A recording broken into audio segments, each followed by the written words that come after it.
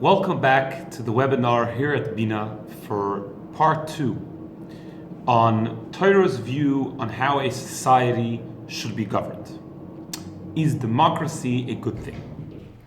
On Monday, we discussed at length the flaws of all the man-made systems that relying on people to decide things that they have no idea about can be disastrous.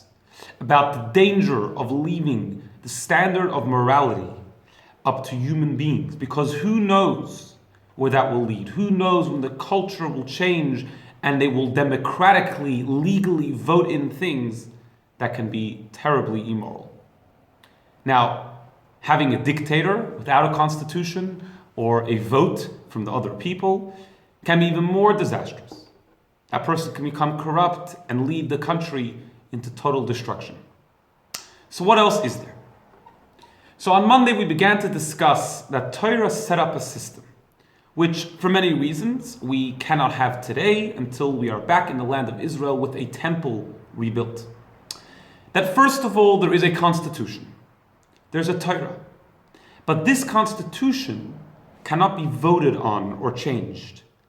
The Torah is eternal. That is one of the 13 principles of our faith. It gives society an absolute morality. This is right and this is wrong. This is moral and this is immoral. Then we have the three branches of government, so to speak.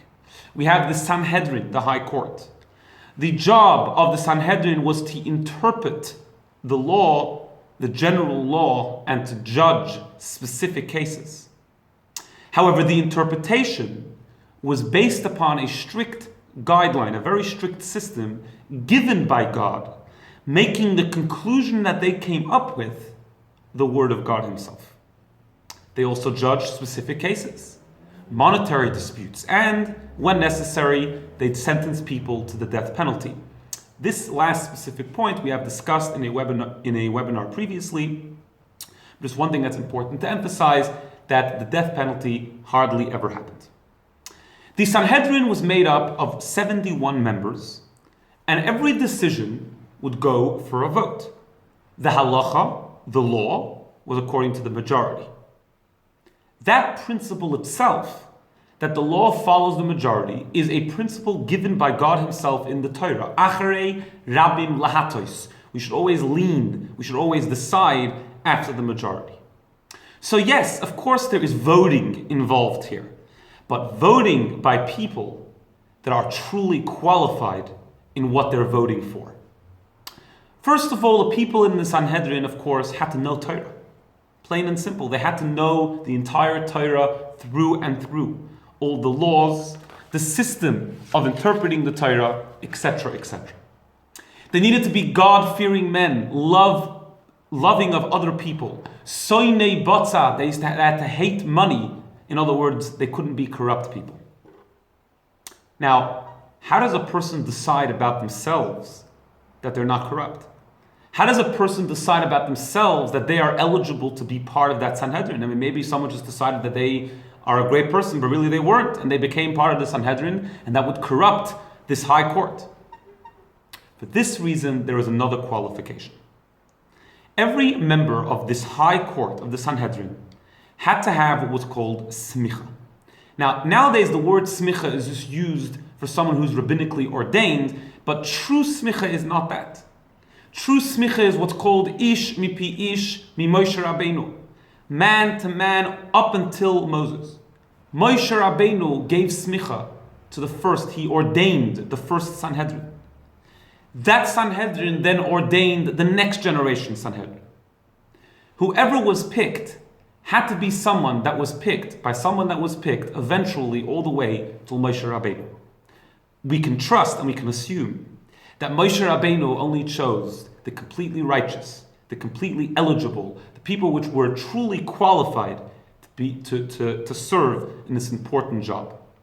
And therefore the Sanhedrin would have never become corrupt, because each Sanhedrin which was completely righteous would then ordain the next generation Sanhedrin. Until this tradition, this smicha stopped It's a whole story, a decree of the Romans, and that is why we cannot have a Sanhedrin today, because we do not have anybody that has smicha all the way directly up until Moshe Rabbeinu. So to summarize, we had a qualified, righteous, honest Supreme Court, the Sanhedrin, which they would vote on the laws using the word of God, interpreting those words through a system given by God. The next branch was that we had a king. The purpose of the king, as the pasuk says, as the verse says, "Shetehei a mosoi alecha," that first and foremost was to instill fear amongst the people. That's right. People should fear the king. Why? Because the king was supposed to be somebody who was subservient to God, and therefore people fearing him would by default mean that they would end up fearing God.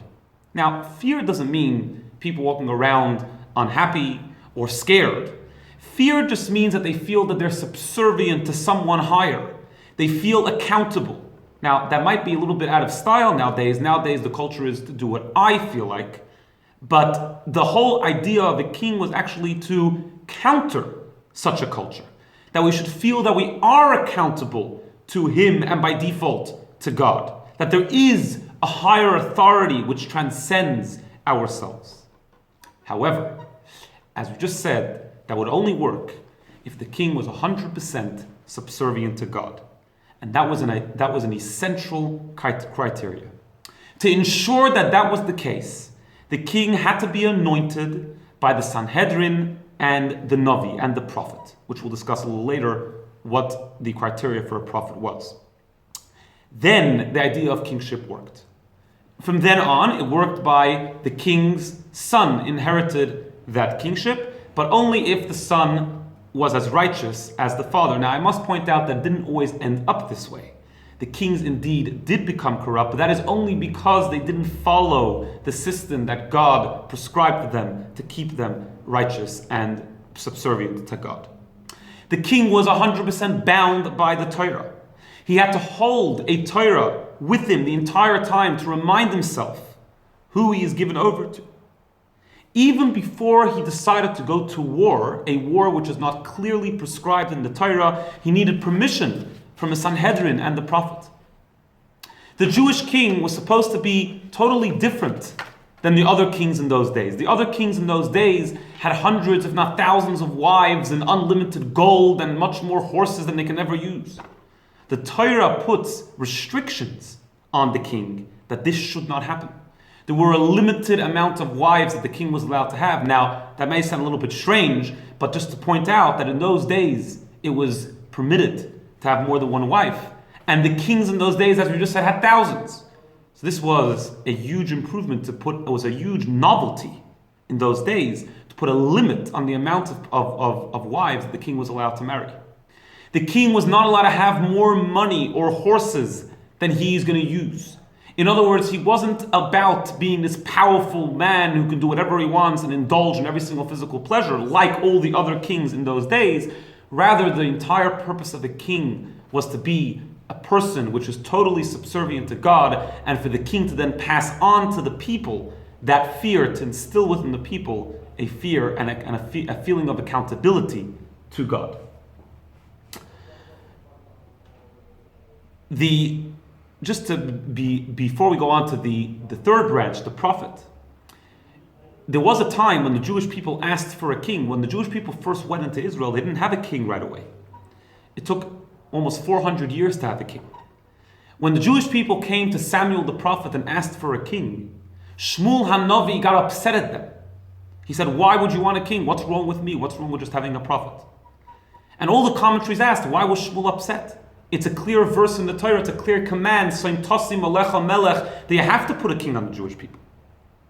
The Kli Yakar explains that if you have a look at the terminology that the Jewish people used when they originally asked for a king then, at that time, they said, Tnu lanu melech, give a king for us. They wanted a king that has the same disadvantage as someone that was elected.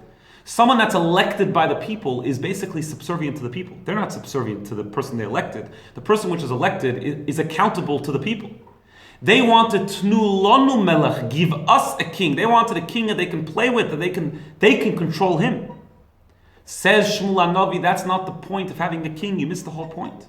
The Torah says, Soim Tosim Olecha Melech, that a king shall be upon you, on top of you. The whole point of a king is that he is not elected, and he's not up to us to decide what the king does. The whole point is that we should feel accountable to a higher authority and thereby be accountable to God. Then there was a prophet.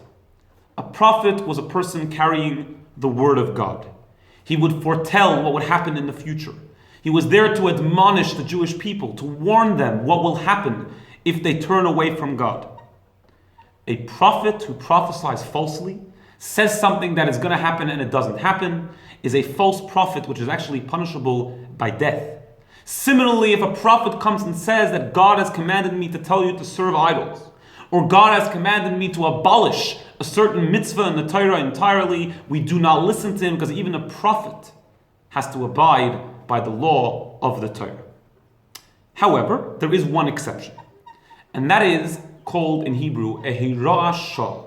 Hirah shah means a temporary breaking of the Torah that only a prophet can decide that in a certain situation, for a very limited amount of time, he can say that now it is demanded that we should break a certain law in the Torah. As long as he does not abolish it completely, as long as he does not say that it doesn't apply anymore, and he specifies that it's only for this specific situation, he may do so. An example for that is the famous story of Elijah the prophet, Eliyahu HaNavi, on Har HaKarmel, with the false prophets of Baal. Baal was an idol worship that the Jewish people fell into at his time, and he decided to stage a whole contest to show that God is the true God and their gods are false. And he said, we'll each build an altar, we'll build a mizbeach on Har HaKarmel, Mount Carmel, and whoever can cause a fire to descend from heaven will know that their God is the true God. Now, what Elijah the prophet did is actually forbidden according to the Torah. Because the Torah says that once the Beis HaMikdash, once the temple is built, you cannot bring sacrifices outside of the temple. So how was Elijah the prophet allowed to do that? Because a prophet is allowed to say that for this situation calls us to break a law in the Torah in order to preserve the Torah properly. But once again, he couldn't abolish a law completely. He had to say that it's only for this specific situation. So to summarize, in temple times when the Jewish people were living in the land of Israel, this is how Israel was governed. There was a constitution that was unchangeable, that was not voted upon, and that was the Torah, that was the law. The Sanhedrin's job, the high court's job, was to interpret it, to judge the people who did not keep it. A king's job was to enforce that law and to instill real fear amongst the people, a fear of heaven, a fear of God, and a sense of accountability. And the prophet's job was to guide the people in a state when they were in a state of confusion. When the Jewish people, historically speaking, followed this system completely to last detail, they lived in absolute peace, security, and prosperity. May God help that Mashiach should come very soon and we should all return to the land of Israel, and we will then have once again, the king who will be Mashiach and the Sanhedrin, the high court, together with all the prophets of Israel. Have a good day.